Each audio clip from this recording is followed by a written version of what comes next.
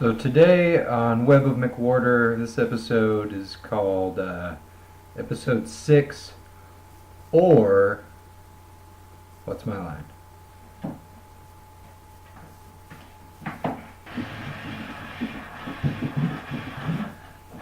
Episode 6, or Say Cheese and Die Again! Don't sue me, R.L. Stine. So we're going to be talking about The Killing Joke, which is a Batman graphic novel written by Alan Moore. I have the anniversary to say. Hard for me to speak English. It's not my first language. So I have the anniversary edition. Yep, it's pretty awesome. It's got a little quote from Tim Burton up here. It says, "I love The Killing Joke. It's my favorite. It's the first comic I've ever loved." Fun fact about Tim Burton, this guy directed 1989's Batman with Michael Keaton and Jack Nicholson. And he didn't even like comic books at that time. Like, he was directing the movie and he didn't know shit about Batman. He didn't even know comic books were like even entertaining to people. He just thought they were kind of a joke. Just thought I'd throw that out there because that movie was freaking awesome. Anyway, we're going to talk about, this is probably going to take a while because there's many things that I love about this book. It's soft skin, the way it whispers to in my ear, all the sweet nothings, and oh, that was dirty. I'm sorry, I got off track. But anyways, no, what we want to talk about mainly is the fantabulousness of the story itself. It's pretty awesome. The main thing to walk away with from reading this is that, well, the main thing to go into reading it, the main thing to go in with is there was no origin story for the Joker up at this point. There was a bunch of different stuff. He was kind of lying about everything, and you throw out kind of like how Heath Ledger did in The Dark Knight. And, all these different little origin stories. They're all different. None of them true whatsoever. This thing comes along, and Alan Moore just comes up randomly with a backstory for the Joker. He wasn't really. He was tasked with doing a Joker story, but they never really said, "Hey, make an origin story for him." And so, he didn't really even want to write this.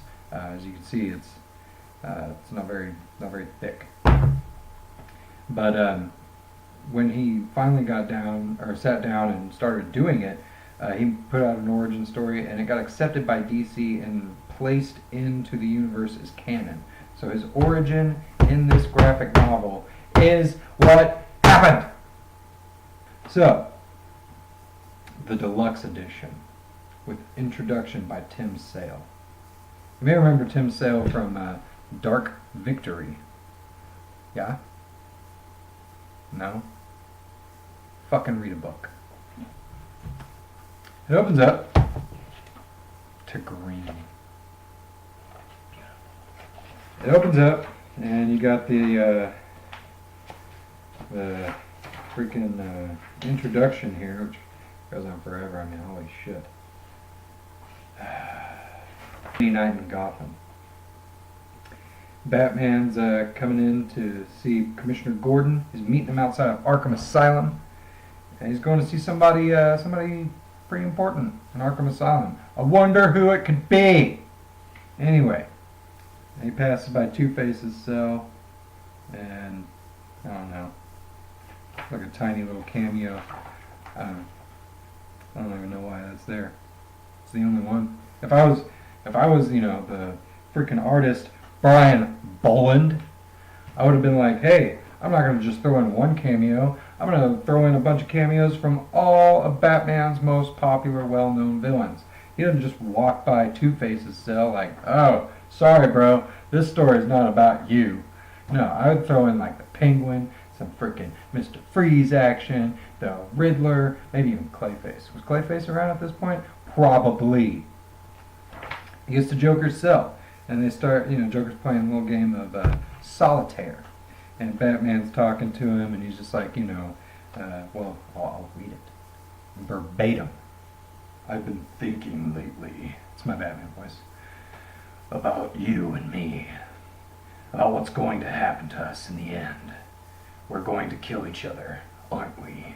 So then they have this deep philosophical question about, well, he has this deep philosophical conversation with the Joker, who seems to not be listening, about how every time they meet, it's always chaotic, and the Joker always gets out. Batman refuses to kill him because he's got that rule when he wants to uphold the law and everything. He's always a vigilante, and it's like it's a little back and forth cat and mouse game. It never stops.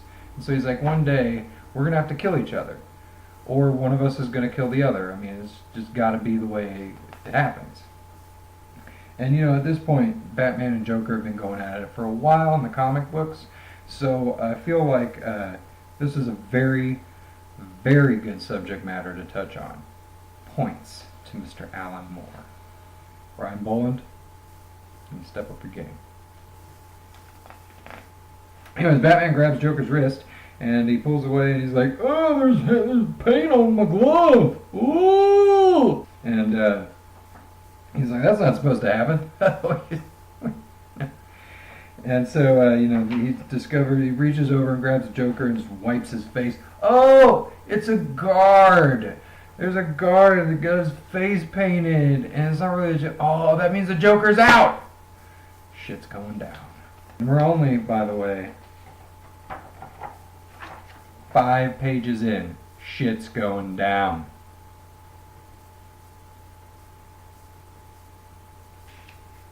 So what does Joker do? Well, he goes back to this little amusement park, and he buys it because it's an abandoned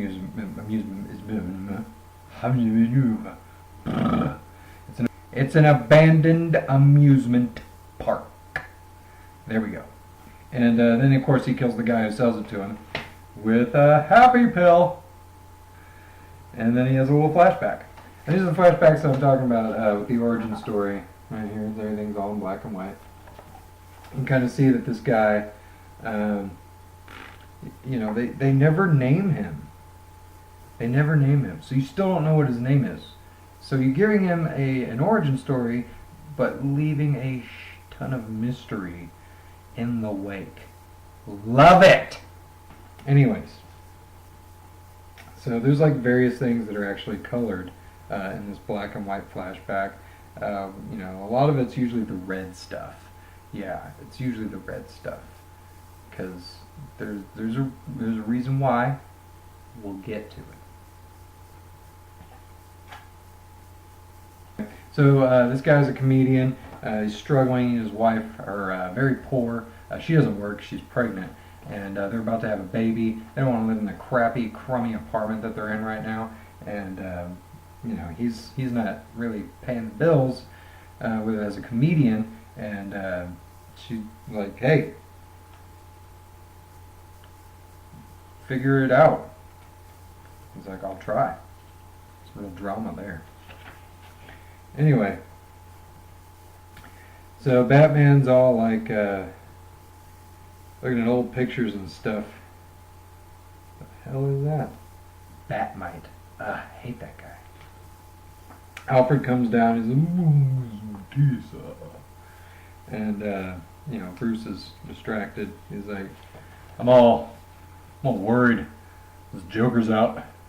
It's not good. It spells bad news for Gotham City. And then we have Barbara and Commissioner Gordon and their apartment somewhere, I guess.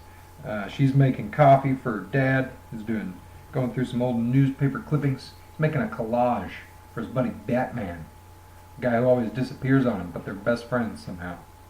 Saying, my best friend kept disappearing every time I turned around. I'm like, dude, you have got to stop slipping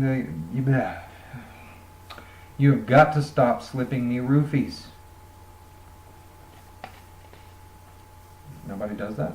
Your friends don't do that? Okay.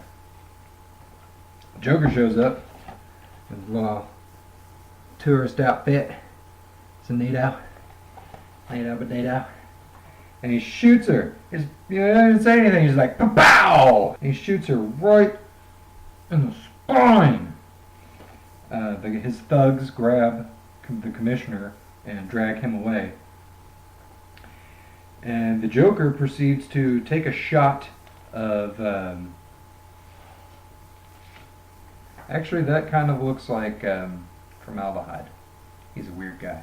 Anyway, and then he rapes Barbara Gordon because she's paralyzed. And then we have another flashback. It's these guys that have approached Mr. Not the Joker yet, and said, you need some extra money, my friend. We're gonna knock over this chemical plant that you used to work at, conveniently. And they all claim to be, working for the Red Hood. And they're like, well, when we go to rob this place, you're going to wear the Red Hood costume. Because the Red Hood is just kind of an idea that we like to throw around so that we never get caught. And there is no Red Hood. Not until later.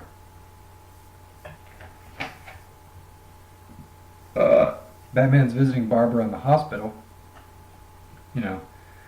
Post-rape. And she's, like, you didn't see his eyes. That's creepy. Super creepy. You think the Joker's crazy, and then all of a sudden, oh, I'm going to paralyze one of Batman's sidekicks and rape the crap out of her. And then take pictures. That is scary. That he became like a really, really violent, dark villain figure around this point in time. Serious stuff.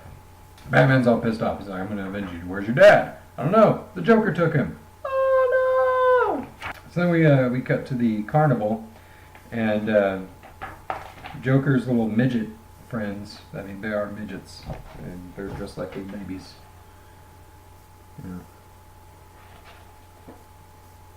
Yeah. It's kind of weird. They strip down the commissioner, and then they start, dragging him through this tunnel of love. Except it's really a tunnel of going fucking crazy. Then we have another flashback. Mr. Not Joker Yet learns that his wife and baby inside of her tummy have died in an apartment fire. Damn. This story is not happy. This is not a happy story. Okay? Very, very serious and sad and dramatic. Let's see what happens next. He still agrees to go with the criminals to go rob the chemical plant that he used to work at. If you've seen the 1989 Batman movie, you really know where this is going. Just saying. If you have a feeling, that's what's going to happen. So, and then it comes back to current time, and you have the commissioner going through this tunnel of make you batshit crazy, and he's on his little coaster car, and they've got the seatbelt in because they don't want a Texas giant incident on their hands too soon. And the little midget baby Joker guys are forcing him to look at the pictures all around. Guess what the pictures are? His freaking daughter being raped by the Joker. Yeah. He's just showing him this stuff and laughing on the loudspeaker. It's not very cool. And the commissioner is freaking out. Wouldn't you be? Wouldn't you be? Yeah, it's pretty bad. He's like, Barbara! It's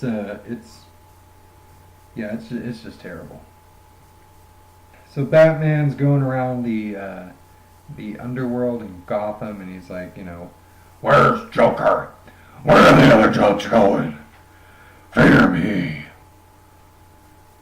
Swear to me.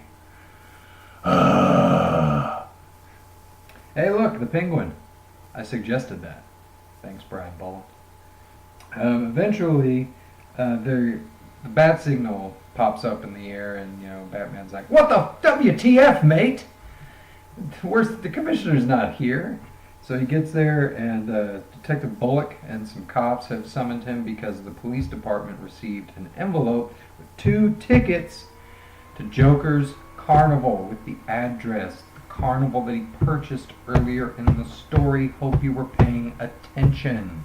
So Batman's like, well, now I know where to go. Oh, and then we go back to the carnival, and you know, Commissioner Gordon's kind of like, oh, he's done with the ride. He's shaking. They got him out in the rain, buck-ass naked, and you know, he's not having a good time. He's not having a good time at all.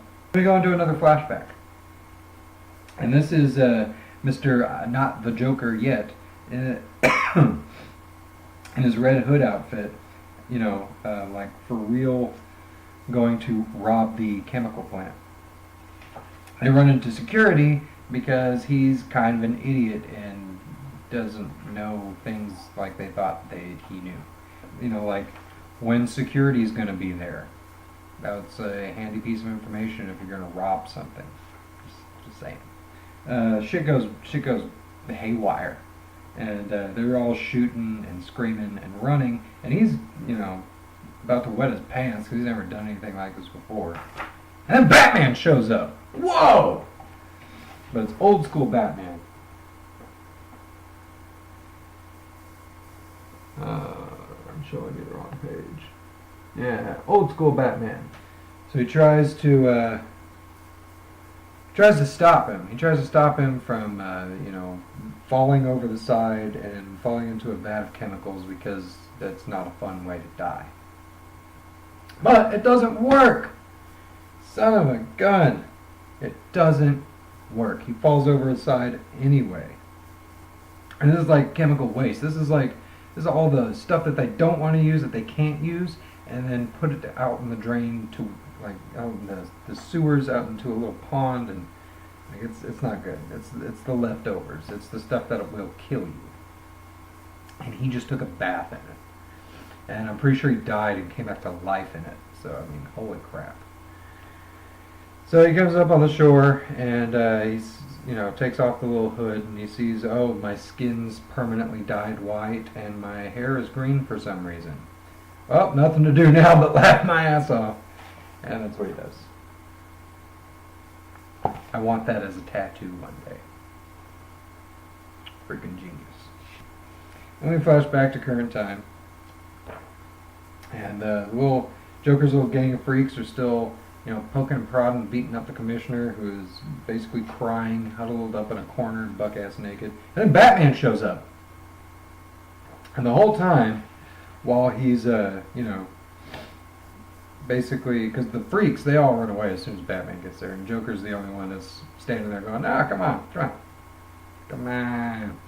Come on. Yeah. Come on. So, the whole time while they're doing that, I think this is actually pretty cool little technique. We in the little thought square thing, it's not a speech bubble. It's like inner thoughts or whatever. Batman is going back over what he had told, who he thought was the Joker in the beginning in the cell before he found out it was just a guard that had his face painted. He's talking about, you know, about you, about me, and what's going to happen to us in the end. We're going to kill each other, aren't we? And they start fighting. And it's a pretty decent fight. Like, Joker pulls out all his little tricks, and I mean, he's like, you know, he's trying to get away, but you can also kind of tell, because he's not making it that hard to catch up, that maybe he wants to be caught by Batman. Maybe he wants Batman to kill him and kind of end his reign of madness. That's pretty deep. And, I mean, I know I've been kind of silly about this up until this point, but, I mean, holy shit, what a climax. Batman tackles the Joker squirts him with an acid flower, and then runs off into a hall of mirrors. Yeah, eat your heart out, Bruce Lee fans. I hate it when I can't talk right! Anyway. So, Batman releases the commissioner from his little cage of shame. And he's like, you okay? And he's like, he tried to drive me crazy, but I'm okay. I'm okay. You go after him and bring him in by the book. That's quite admirable. Not many 50-year-old naked men who had the crap beat out of them and then watch pictures of their daughter being raped and paralyzed permanently would be able to get up and be like, nah, just arrest him and take him to jail. No big deal. So, bravo, Jim Gordon. Taking the high road. So Batman goes into the House of Mirrors. Ooh, scary stuff. It's in there, and of course there's like, the Joker's face everywhere. Not to mention, he's like, modified the whole area. So Batman like runs through, and then boom, there's a trap door with spikes. And not only are they spikes, they have poison on the tips. Damn! And Batman makes it out. He's Batman. And then he finally finds the Joker, who's talking over a loudspeaker on a microphone. Probably because, he is going through this weird point where in his life where he keeps having flashbacks of his origin, which keeps slowing him down, and then he's like, oh. And then Batman busts through a mirror wall and starts beating the crap out of him. Pretty awesome. Goes him through a mirror or two. He goes in for the little buzzer hand thing where he's going to shock the crap out. Batman's like, no. And knocks it. But then he like grabs his mask and pulls it down, and that's frustrating. And then he grabs a 2x4 and freaking hits him on the side of the head. We're like, holy crap, Batman, look out, this is how Robin died. And he pulls out a knife, he's going to stab him. Batman like freaking doesn't even look around, he's like, just grabs his hand. Like, I'll show you. That's awesome. And then punches him really hard, and they end up outside again. Because that's how hard he punched him. And then the Joker's got a gun. Oh no, is he going to do it? Is he going to kill Batman? Because he knows Batman won't kill him, and he really wants this shit to end. He said so a couple of times. I just didn't mention it. He said so a couple of times. Anyway, he pulls out the gun, and then, BAM! Oh, it's the joke gun with the click, click, click. He doesn't even have the bang flag on there. It's definitely empty. He's like, crap. It's empty. Which is hilarious. It's hilarious. So then they start talking, because the fight's pretty much over at this point. And he's like, maybe I can help you, because I don't want to kill you, and I know you want to die, but I'm not going to do that. And I know you can't kill me, so maybe I can help you. Maybe we could work together. I could rehabilitate you. You don't need to be here on the edge anymore. You don't need to be alone. We don't have to kill each other. And he's like, what do you say? And the Joker just looks at him and he goes, oh, sorry. It's too late for that. Far too late. And, it's pretty, one picture says 1,000 words. Have you ever seen the Joker drawn like that? I mean, holy crap. You can tell, you can feel all the feels in there. I mean, he's miserable, he's in anguish, and he wants it to end, but he wants to die. He feels like that's the only way. And this window that they've been providing into his origin story kind of shows you what he went through to become the Joker. And since then, I mean, has he really enjoyed killing everyone? I mean, yeah, he's enjoyed playing this game with Batman, but I mean, he was a normal guy before with a family and a kid on the way. And I mean, it's just kind of humanizes him for a minute there.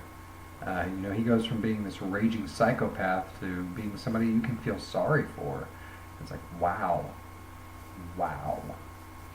And then, of course, he changes the subject immediately. He's like, ha ha ha ha, this situation, it's kind of funny, reminds me of a joke. I'm going to tell you the joke. See, there were these two guys in a lunatic asylum. And one night they decide they don't like living in an asylum anymore. They decide they're going to escape. So, they get up onto the roof, and there, just across the narrow gap, they see the rooftops of the town stretching away in the moonlight. Stretching away to freedom. Now, the first guy, he jumps right across with no problem. But his friend dared make the leap. You see, he's afraid of falling. So then, the first guy has an idea. He says, hey, I have my flashlight with me. I'll shine across the gap between the buildings. You can walk along the beam and join me. That's nuts. But the second guy, he shakes his head. He says, I said, what do you think I am? Crazy? You turned it off when I was halfway across. And he starts laughing and laughing. He's just like, and then Batman goes, what? And then this happens. They freaking laugh. They freaking laugh together. What? That's really cool. I mean, that's a pretty touching moment there between the two of them. And that's it. I mean, the police show up. They arrest Joker. It's back to the same old rigmarole. It's not a complicated story at all. It's very simple. Batman has got some shit on his mind, so he goes to talk to Joker, and incidentally finds that the Joker has yet again escaped from Arkham Asylum. And then he goes on this manhunt for him, and while he's doing that, the Joker paralyzes Barbara Gordon, rapes her, tries to drive Commissioner Gordon completely insane by beating the crap out of him and stripping him naked and making him go through this tunnel of love ride, looking at all these pictures of his daughter being, maimed and hurt. And, he's trying to prove a point to Batman because he is remembering all of the stuff from his life before he died, before he became the Joker, before he was reborn as a lunatic. And he's trying to show Batman, anybody, even Commissioner Gordon, if they have the worst day in history, they could snap and be just like me. And he tries to prove that point to Batman, but unfortunately Jim Gordon has quite the resolve as police commissioner of Gotham City. So he fails. He loses, and he's got that little moment between he and Batman where Batman's like, I can't. We're going to be doing this forever, and I don't know if we should. Let me help you. And the Joker's just like, honestly, you can't at this point. I'm beyond help. It's back to the same old routine or kill me, and Batman can't do that, of course. So, anyways. Even though it's a short and simple story, I really love that the main theme of it is exploring the history between Batman and the Joker, and kind of this whole, what if, are we going to kill each other? Where is this going between you and I? It's a very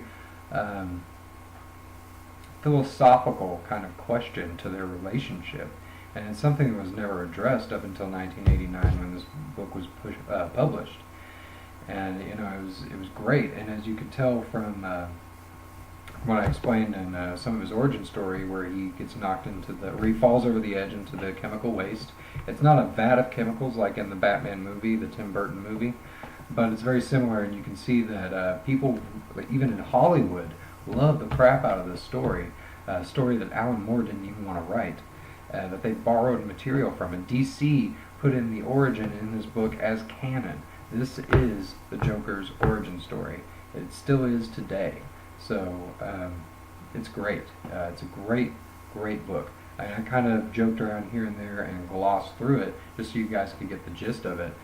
But and I showed you some artwork. The artwork is, I don't like some of the pictures that they chose to portray, the way that they chose to portray, or that Brian Boland chose to portray the story by Alan Moore. But regardless of that, there are two of some of the best shots of Joker in this book. The one where he's going nuts for the first time, he just came out of the waist and he's all laughing and says ha ha ha all in the background, his eyes are bleeding. That's intense. And then the one where he's, it looks like he's trying to stop himself from crying. And when Batman offers to help, and it's like, holy God, they're just the two best shots of the Joker that anyone has ever drawn, in my personal opinion. And I'm an Alan Moore fanboy. I've said that quite a few times. So his stories are just great, even when he doesn't try, like on this one. It was kind of a one-off, and they accepted it into the universe. And again, it's not so much the story, it's that philosophical question. He's the first person that thought, let's give him an origin story, and then thought, how does Batman feel about their relationship? It's got to be, it's got to be more than, I put you in jail, you break out and rinse and repeat. And it is. It shows in this book. that Batman has really seriously put some consideration into what has happened, what's transpired between he and the Joker so far. You know, up at this point, Jason Todd had already been killed off. So, I mean, he's still kind of reeling from that. And then he goes and hurts Barbara, you know, who's Batgirl. And, I mean, he's just, you know, why? What? You know, I can't even be angry anymore. I don't want this to end in someone dying. Even though it's the Joker. So that really shows what kind of person Bruce is down inside, in case anybody forgot. So I'm going to reread this again when I'm done, because it's great, and I recommend everyone go pick this book up. Yeah, for sure. So 10 out of 10. It's perfect. You know, I'm not even going to... You may disagree with me, and that's absolutely fine. You're welcome to your opinion. But I mean, for me, it's just perfect. Even though I wouldn't have chosen to draw some of the scenes the way that they were drawn, it's still perfect. It's great, and it's not that long. You can read it and read it over and over and over. I've got it pretty much memorized. It's great. So we'll see you next time. And I'm not sure what I'm doing next time. I know I listed off a bunch of stuff, but I just haven't picked what to do next and what order I'm going to do it in. You know what? Hold on. Spawn. I'm going to do the Spawn comic next. See you guys around. Stay classy. Excelsior!